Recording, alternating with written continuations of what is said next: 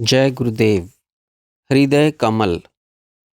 हृदेश में विकसित संवित कमल से निकलने वाले मकरंद के एकमात्र रसिक उस अद्भुत हंसों के जोड़े का मैं भजन करता हूँ, जो महान पुरुषों के मन रूपी मानस सरोवर में विहार करता है, जिसके वार्तालाप का परिणाम 18 विद्याओं की व्याख्या है, और जो दोषों से समस्त गुण को इस प्रकार निकाल लेता है, जैसे हंस जल मिश्रित दूध से दूध को निकाल लेता है।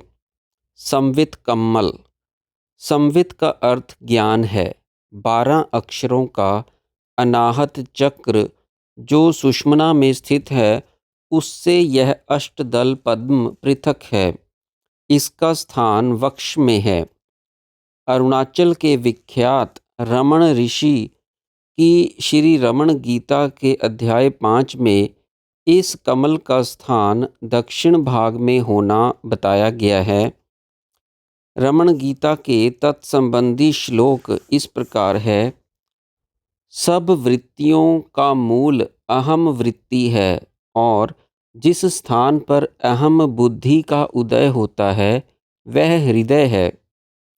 यदि हृदय का स्थान अनाहत चक्र माना जाए, तो मूलाधार से आरंभ होने वाले योग का उपक्रम कहाँ रहता है, अर्थात नहीं रहता।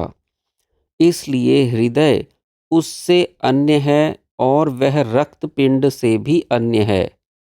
अयम हृद वाक्य से आत्मा का स्वरूप कहा गया है। उसका स्थान दक्षिण की ओर है, वाम की ओर नहीं। उस स्थान से ज्योति का प्रवाह उठकर सुषुम्ना में जाकर सहस्त्रार्थ में जाता है। अहम संवित अर्थात अहम वृत्ति का ज्ञान जिस स्थान से उदय होता हुआ अनुभव में आए, वही हृदय का स्थान जानना चाहिए। यह स्थान आत्मा का स्थान है। वहीं पर मन का स्फुरण होता है, और वहीं परमात्मा विराजते हैं। इस स्थान पर हंसः मंत्र का जप किया जाता है। हंसोपनिषद में हंस का ध्यान इस प्रकार किया जाना कहा गया है। हृदय में अष्टदल पद्म पर आत्मा स्वरूप हंस का ध्यान करना चाहिए। अग्नि और चंद्र उसके 2 पंख हैं। ओमकार शिव, बिंदु नेत्र, मुख रुद्र, चरण रुद्राणी, अग्नि और काल बाहु, ऐसा यह परमहंस कोटि सूर्य के प्रकाश से युक्त है। हंसः इस मंत्र का 1 कोटि जप करने से यह कमल खिलता है। हम और सह दोनों को हंस और हंसनी का जोड़ा कहते हैं। हम पुमान है, और सह शक्ति का रूप है। प्रत्येक दल के क्रम से 8 दलों पर उसके बैठने का फल इस प्रकार है। पूर्व पर पुण्यमति, आग्नेय कोण पर निद्रा आलस्य, दक्षिण पर क्रूर बुद्धि, नैऋत्य कोण पर पाप बुद्धि, पश्चिम पर क्रीड़ा की इच्छा, वायव्य कोण पर यात्रा की इच्छा, उत्तर पर रति की इच्छा, और ईशान कोण पर धन इच्छा, मध्य में वैराग्य, केशर पर जागृति, कर्णिका में स्वप्न, सूक्ष्म में सुषुप्ति, और पद्म का त्याग करके ऊपर उड़ने पर तुरिया समाधि की अवस्था होती है। हंस का जोड़ा जब वार्तालाप करता है, तब योगियों को 18 विद्याएं आ जाती हैं। मानो दोनों की वार्ता का विषय उनकी व्याख्या ही होती है। 18 विद्याओं के नाम ये हैं।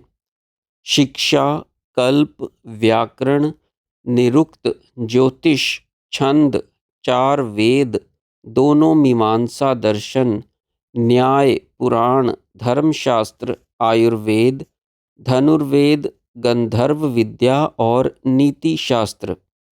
चारों वेदों की 4 विद्याओं में और दोनों मीमांसा दर्शनों की एक विद्या में गणना करनी चाहिए। गौड़पादाचार्य रचित सुभगोदय के भाष्य में श्री भगवत्पाद ने हंस के जोड़े का रूप एक दीप शिखा के सदृश बताया है। उसके दक्षिण और वाम भाग ही हंसेश्वर और हंसेश्वरी हैं। हंसेश्वर को शिखी और हंसेश्वरी को शिखिनी भी कहते हैं। उनका ध्यान हृदय पद्म के मध्य में करना चाहिए। नारायण उपनिषद में भी हृदय में दीप शिखा का ध्यान करने का उपदेश मिलता है। उसका वर्णन इस प्रकार है। उस हृदय कमल के मध्य में अग्नि की छोटी सी शिखा है। नील वर्ण के मेघों में चमकने वाली विद्युत रेखा के सदृश पीले रंग की धान्य के तिनके के अग्रभाग जैसी पतली होती है। उस शिखा के मध्य में परमात्मा रहते हैं। वहीं ब्रह्मा, शिव, हरि, इंद्र और अक्षर पर ब्रह्म हैं। विद्युत प्रकाश में दिखने वाले श्याम मेघ सदृश रंग हंसेश्वर का और पीत वर्ण हंसेश्वरी का समझना चाहिए। वैष्णव संप्रदाय में पीत वर्णा श्री जी और श्याम वर्ण भगवान का हृदय में ध्यान इसी आधार पर बताया जाता है। 10वें श्लोकोक्त 54 वायव्य किरणें आधी हंसेश्वर की और आधी हंसेश्वरी की हैं। श्रुति में भी इसका वर्णन इस प्रकार मिलता है। यह मनोमय पुरुष प्रकाशमान सत्य स्वरूप है। वह अंतर हृदय में धान अथवा जौ के सदृश चमकता है। वह सब का ईश्वर, सब का अधिपति, इस जगत में जो कुछ है सब पर शासन करता है। छांदोग्योपनिषद के 8वें अध्याय में जो दैहर विद्या का वर्णन है वह भी इस संवित कमल में ही अहम संवित के ध्यान पूर्वक ज्योति दर्शन द्वारा ब्रह्म प्राप्ति की विद्या है। जय गुरुदेव।